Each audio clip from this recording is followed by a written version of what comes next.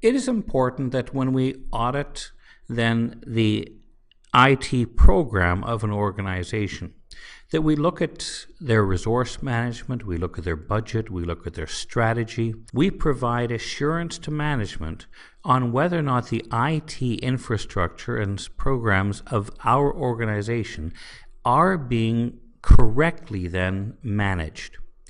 Some of this looks at also what is the long-term growth, the vision and plan then for the IT department. Are they doing forecasting, both of short and long-term needs, to meet then the continued needs or the new needs of the business as the business moves in a different strategic direction? We want to ensure that there is, of course, adequate budget available, as well as then the adequate staffing, the staffing with the skills, the training necessary to manage then the IT infrastructure for our organization. We also want to make sure that they are planning ahead, that we will have sufficient storage, processing capacity, sufficient bandwidth, so we're able then to support new business ventures and normal business growth. It is always a disadvantage if we notice that unfortunately the IT department is continuously lagging a bit behind, and the only time that we start to see them make an investment in new equipment is when it's already at a critical point where that lack of new equipment is then affecting business operations or growth potential. We also want to monitor the service delivery of then the IT department of our organization. We look at the service performance levels. Are they meeting their key performance indicators? Are they meeting their key risk and their key goal indicators? And we can look at to make sure that the services being provided by third parties are also meeting then the objectives, the response time, how flexible are they to make changes, how quickly do they resolve any types of issues. We want to review any incidents that we've had. Make sure that we are compliant then with the incident handling procedures we have, and that incidents are being reported on to management, so management is aware of any type of incident, but also to ensure that whenever there has been an incident, that we have learned from that and then applied the lessons learned. We will also review any types of third-party audits that have been done. Are there things where we've had an external audit conducted that we want to then look at ourselves into more depth?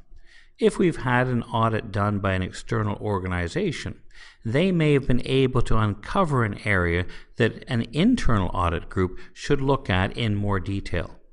We could have had an audit that was done at a high level that now will tell us as IT auditors that there's something we need to dig into to really understand if there are any underlying root problems that need to actually be addressed. The point is that we want to make sure our IT systems are working efficiently. This means that any problems that have been identified will be resolved in a timely manner, and that we have that keen interest in supporting business operations.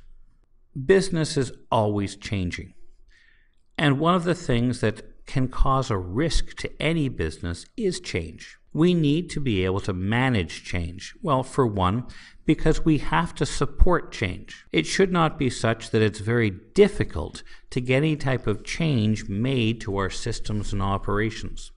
But on the other hand, any change that is done should be properly managed to make sure that it has been followed a change management process. We have a defined process whereby we manage change.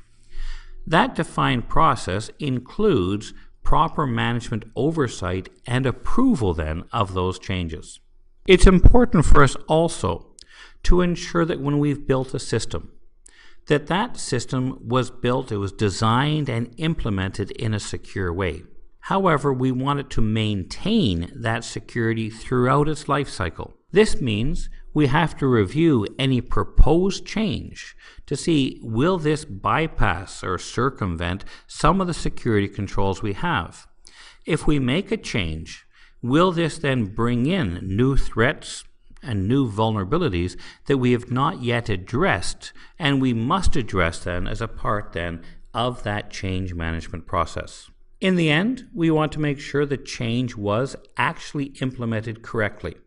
It was rolled out, steps were taken to ensure that that change was effective, and certainly that also it met user requirements. Were the users in the end, should we say, pleased with the change, or are there things where we need to gain feedback that can allow us now to take a look at that change and say, wait a second, this didn't quite do what it needs to do?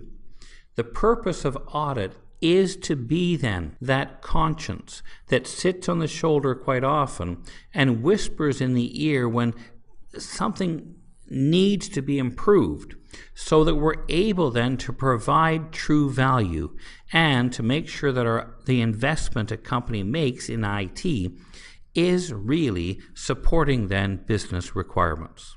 We validate that changes were made properly and also validate that the users have been trained then in how to use, for example, a new process, or trained in some of the risks that may be associated with this new change as well.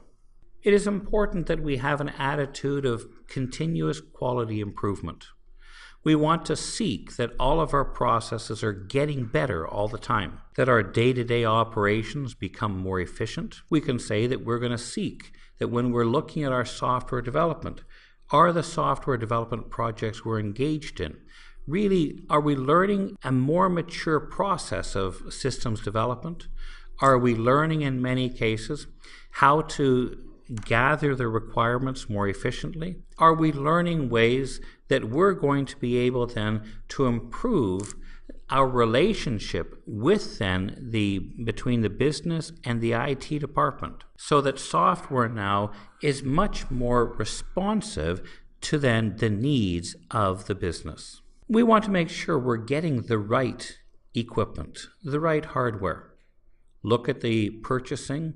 Are there ways that have efficiencies in, for example, how I manage the acquisition of equipment, that through some types of contracts, maintenance agreements, that we can realize benefits, maybe not only in savings, but also, for example, in better interoperability, better support, and making sure that we are then purchasing products in a way that maximizes the investment the company has made. We look at how does IT operate, the services and administration, everything from network and operation center, to make sure that all of our IT support functions are then really able to meet then business expectations. And of course, an important area that the auditor must always check: are we meeting the needs of confidentiality, integrity, and availability of our systems? That our systems and data are there when the business needs them. That we have, of course, the integrity of a process, so that a transaction executes correctly and our data is accurate. Are we meeting the needs of privacy and secrecy and confidentiality? It's important that the auditor ensures that we are therefore compliant with not only the laws regarding things like confidentiality, but also we are compliant with the expectations of the business in relation then to how will we handle customers' data according to the expectations that our customers will have, that they can trust that our data and our support systems are accurate, available, and will maintain their confidentiality. Finally, we want to make sure that we've set a high standard, a benchmark for how our IT operations will operate.